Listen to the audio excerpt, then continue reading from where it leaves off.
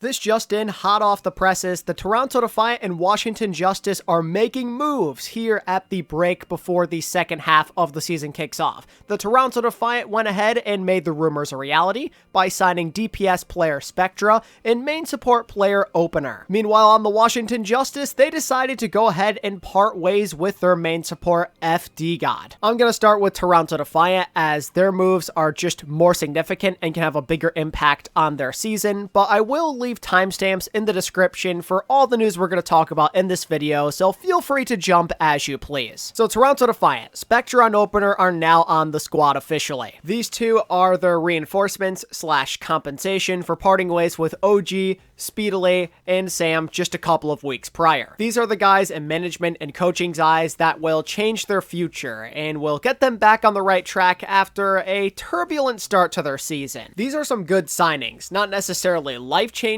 and ones that'll make you some kind of contender, but they're enough to help improve here in the short term at the very least. Opener and Spectra both have done a pretty good job on their respective contenders teams, both in the contender season and qualifiers themselves to get to the knockouts, and when they played against some of the Overwatch League competition.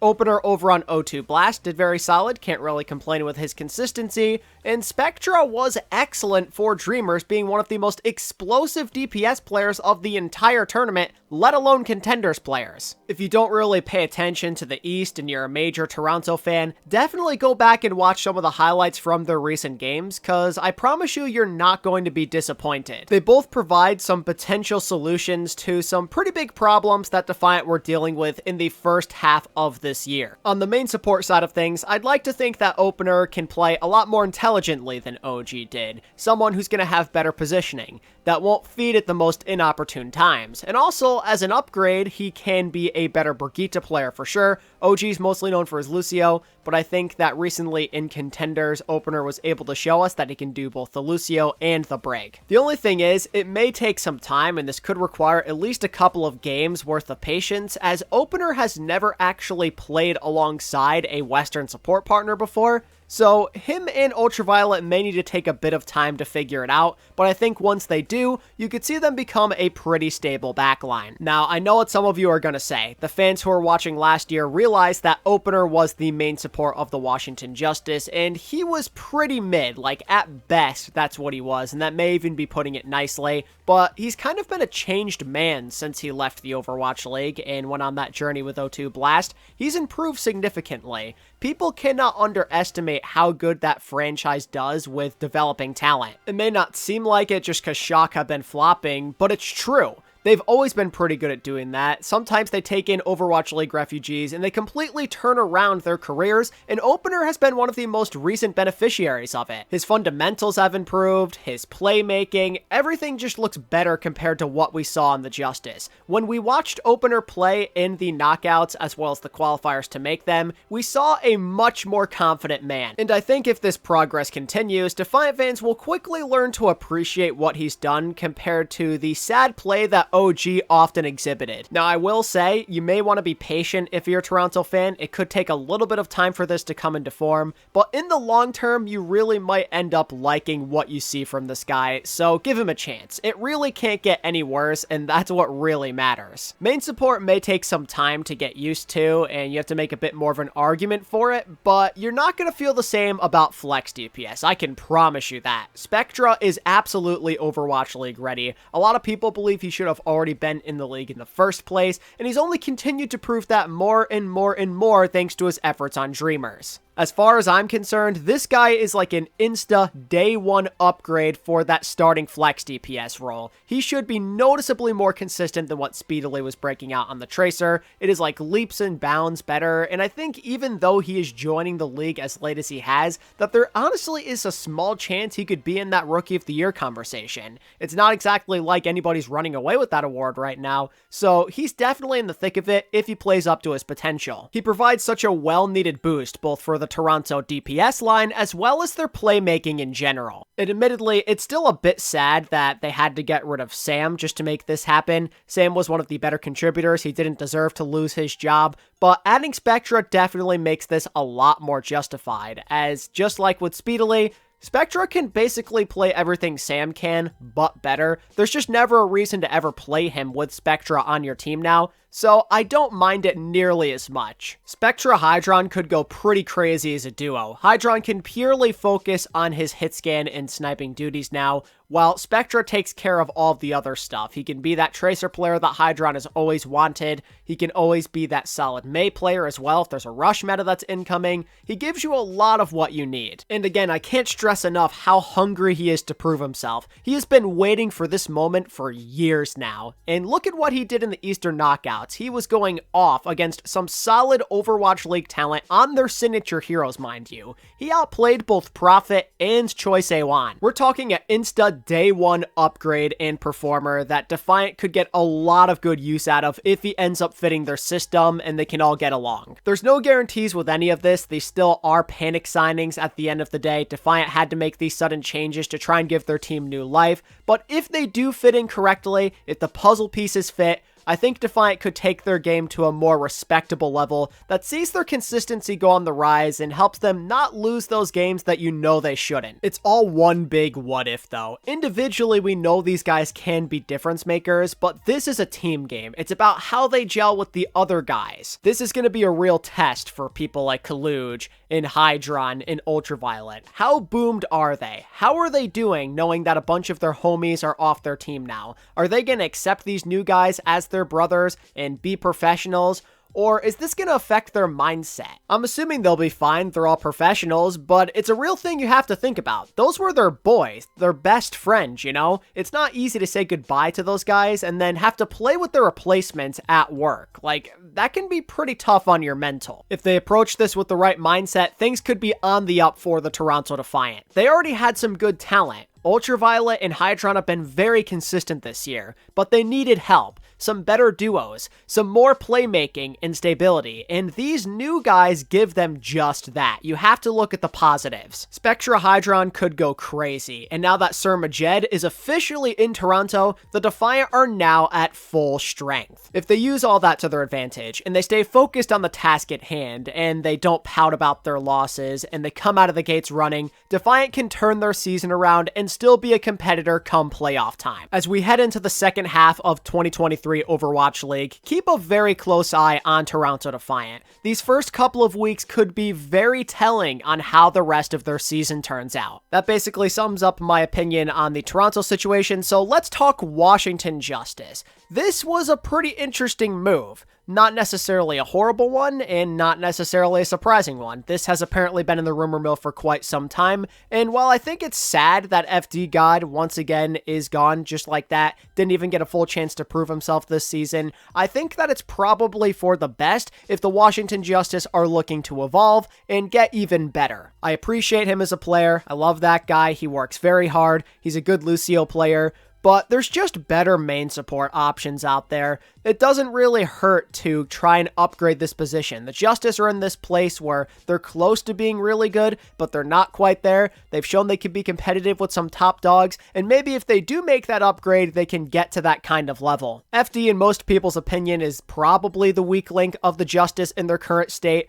His abilities on main support just aren't all that impressive here in the current era. Sometimes he maybe feeds a little bit too much. He can mostly only play Lucio. He's not all that flexible. His Brigitte needs a lot of work. He's just not the meta-proof main support that you need to be at the top of your game. When you're in a position where you're allowed to make changes and you can make upgrades, you gotta go for it, especially when some of your other competition is eyeing some of these same players that could make their team better rather than yours. I mean, Toronto Defiant literally just got opener, right? That's exactly what I'm talking about. They went ahead and addressed their main support situation, so why not you too if you're Washington? As much as I feel for FDGod, let's just call it how it is. The Justice always had some question marks with their backline heading into this year. They were very aggressive. Both FDGod and Teru fall under that category, leading to maybe an imbalanced approach. So by replacing him with somebody who has a different mindset and play style, you could probably increase the potential of your backline and have Teru play more up to the level that we've seen in the past. Additionally, Having someone who's maybe a bit more heal-oriented obviously doesn't hurt your DPS line. That's going to help them out. Make sure your carries stay up nice and healthy. That's exactly what you're looking for. So I think the Justice are on the right path. I don't know if they're necessarily going to get the right player to fulfill this vision,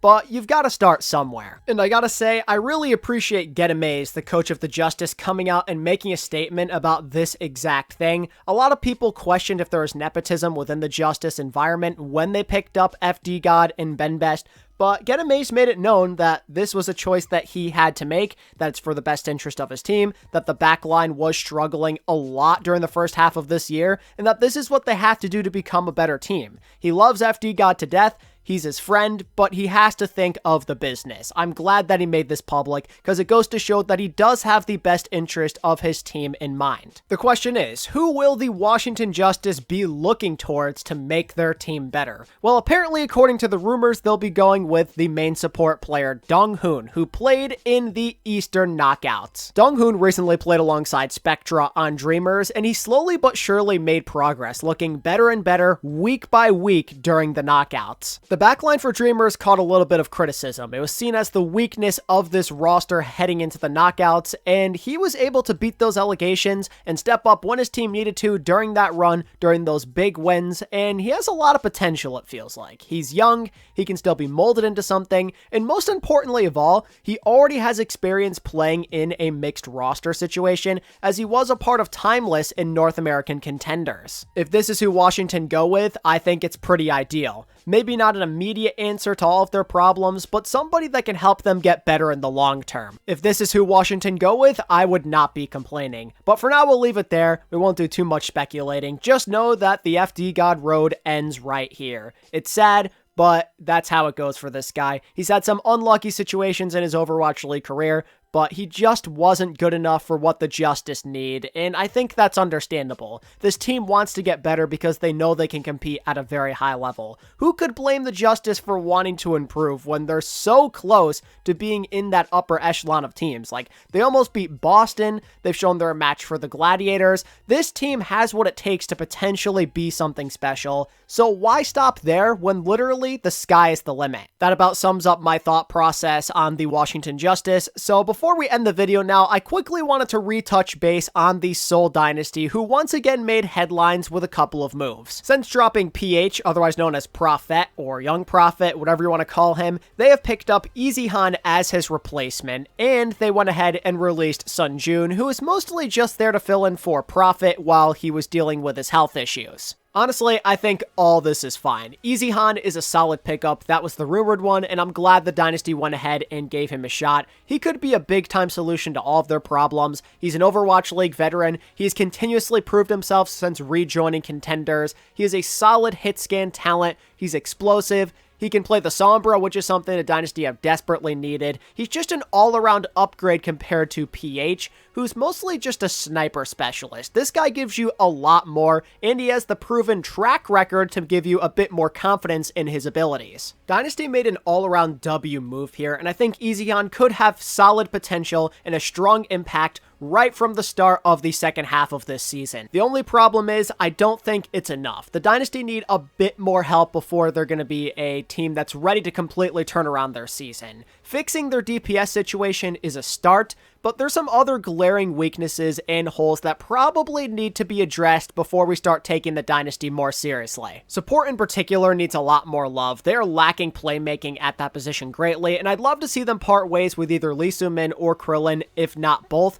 I think that adding a better flex support would do them some justice, as Lee Soo-min has largely not lived up to his potential. And on top of that, if the rumors are true of them maybe getting rid of Belos Rhea, that would also help. He has struggled a lot, and Dynasty have genuinely looked a lot worse when they have him in the game over Void. I honestly wouldn't mind if they just had Void going in there full time. He's just a better overall option. Even if there are some things he's maybe not the best at, it's probably in the Dynasty's best interest to do that moving forward. If they can do all of that, then maybe it's time to start having a more serious conversation about this team. because right now, they literally peaked in their first game of the season. It is actually embarrassing, and I want to see this team do better right now. They're showing us here at the start of the second half of the season that they still desire to win, that they're going to make changes where they think they're necessary, but they need a bit more, and you should definitely stay tuned to the headlines. They'll probably announce some stuff again very soon, knowing them. With that said, that's all I got for you in this one. Let me know what you think of Toronto Defiant and Seoul Dynasty's moves down in the comments below, and if you're looking forward to watching these two franchises in the second half of the season with these new additions. And if you enjoyed this video and you want to stay up to date with all things Overwatch League related, be sure to give it a like and subscribe to this channel if you're new. And until next time, this is ATP, signing out. Peace.